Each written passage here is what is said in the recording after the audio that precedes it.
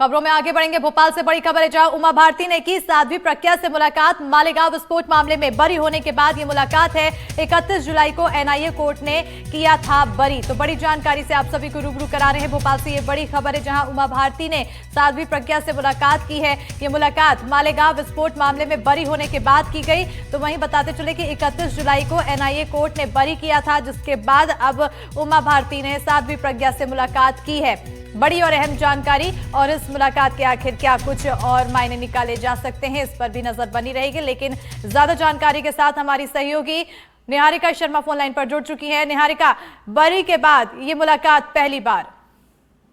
बिल्कुल, देखिए, बरी हुई थी साध्वी प्रज्ञा ठाकुर, उसके बाद वे इंदौर पहुंची थी, लेकिन उस वक्त उमा भारती बंगाल में थी। ऐसे में आज ही वे भोपाल पहुंची हैं, जिसके बाद तुरंत वे साध्वी प्रज्ञा सिंह ठाकुर से मिलने पहुंची और उस दौरान वे उनसे मिलते हुए भावुक भी हुई। उन्होंने कहा कि आयु में मैं उनसे बड़ी हूं और उनको अपना मसीहा मानती हूं। प्रज्ञा के चेहरे पर उनकी तपस्या का, उनके शौर्य का तेज रहता है।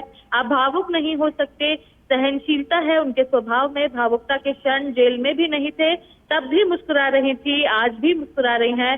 शौर्य की साक्षात मूर्ति है, दुर्गा की मूर्ति है साध्वी प्रज्ञा ठाकुर।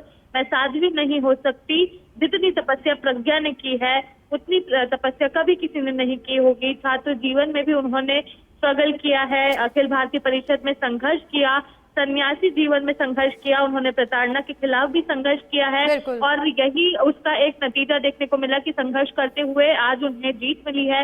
इसी के साथ अगर प्रज्ञा सिंह ठाकुर से हम लोग जाने कि उन्होंने क्या कहा, तो उन्होंने भी ये कहा कि मैं अस्वस्थ थी, तब भी मुझे एम्स में देखने आई थी उमा भारती। भगवा का सम्मान करने आई है, आज हिंदुत्व का सम्मान करने आई है। हिंदुत्व के लिए वे हमेशा से संघर्ष किया है। दीदी ने हिंदुत्व के लिए हमेशा बिल्कुल संघर्ष की बात करते हुए यहाँ पर फिलहाल मुलाकात हुई है। बहरहाल बने रहिएगा निहारिका, आगे भी आपसे खबरों की अपडेट्स लेते रहेंगे। बढ़ेंगे खबरों में आगे। भोपाल से अगली बड़ी खबर, जहां विधानसभा की कार्यवाही के दौरान हंगामा, एग्रीमेंट और शपथ पत्र पर टैक्स बढ़ाए जाने का विरोध किया गया। तो विधानसभा में नेता प्रतिपक्ष ने जताया है विरोध, विपक्ष ने सदन से वॉकआउट किया है। बड़ी जानकारी, विधानसभा की कार्यवाही के दौरान हंगामा हुआ, एग्रीमेंट और शपथ पत्र पर टैक्स बढ़ाए जाने का विरोध किया गया। विधानसभा में नेता प्रतिपक्ष ने विरोध जताया है, तो विपक्ष ने सदन से वॉकआउट कर लिया है। तो बड़ी जानकारी और इसी पर ज्यादा जानकारी के साथ सहयोगी निहारिका शर्मा लगातार बनी हुई है। निहारिका, हंगामा भरपूर देखने को मिल रहा है सदन की कार्यवाही के दौरान, और अब आखिर क्या कुछ हंगामे को लेकर वजह? देखिए, बिल्कुल, आज विधानसभा मानसून सत्र का 8वां दिन था। ऐसे में सुबह भी कांग्रेस ने पुलिस भर्ती घोटाले का मुद्दा उठाया, पुलिस के कपड़े पहन के वे लोग पहुंचे।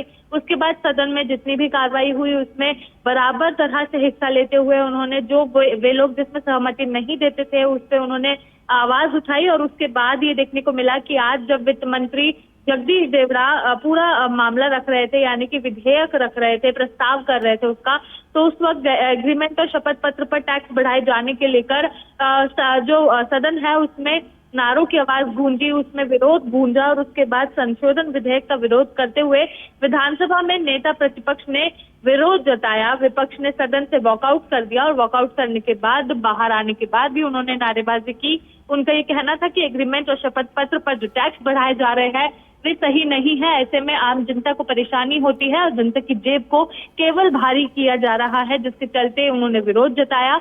और उसके बाद उन्होंने ये किया कि अगर इस तरह से विधेयक पास किए जाएंगे तो आम जनता के लिए ये सही नहीं होगा, इसलिए इस संशोधन को हम स्वीकृति नहीं देते हैं। आज करीब 6 से 7 विधेयक पास होने थे।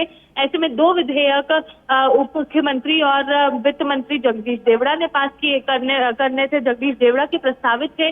और ऐसे में जब यहाँ पर एग्रीमेंट और शपथ पत्र पर टैक्स बढ़ाए जाने की मांग उठी तो उसके बाद एक तरह से सदन गूंजा। बिल्कुल, बहुत शुक्रिया निहारिका तमाम जानकारी देने के लिए।